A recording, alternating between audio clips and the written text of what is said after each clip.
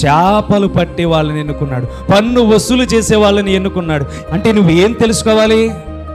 నీకు నచ్చే వారితో స్నేహం చేయడం కాదు, ప్రభువుకి ఇష్టమైన వారితో స్నేహం చేయాలి. ప్రభువుకు నచ్చేవారు ఎవరో? పేదవారికి నువ్వు కొట్టివ్వడం. ప్రభువుకు నచ్చేవారు ఎవడో? పేదవాడికి అన్నం పెట్టడం. ప్రభువుకు నచ్చేవాడెవడో? వృద్ధులను ప్రేమించేవాడు. దేవునికి ఎవరిష్టమయ్యా అంటే నువ్వు ఎదురు చూడాలి. పాపులంటే ఆయనకి ఇష్టం. అరే నువ్వు నీతిమంతుడివేమి కాదులేరా అని చెప్పి వాడిని దూషించడం కాదు, వీడు కూడా నాలా మారాలి ప్రభు అని పక్కకి ప్రార్థన చేయాలి. దేవుడు ఏం చేశాడంటే ప్రతి పాపి దగ్గరికి వెళ్ళాడు, క్షమించాడు. ప్రతి పాపి దగ్గరికి వెళ్ళాడు, తప్పును ఖండించాడు. ప్రతి పాపి దగ్గరికి వెళ్ళాడు, నువ్వు ఇక పాపం చేయొద్దు అన్నాడు.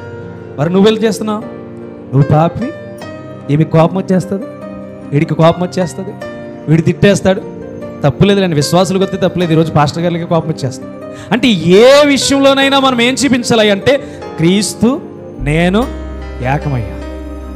నువ్వేమో నీ చేతిలో రొట్టెను నేనయ్యా వీరు యేసు. ఎప్పుడు? నెలలో మొదటి ఆదివారం.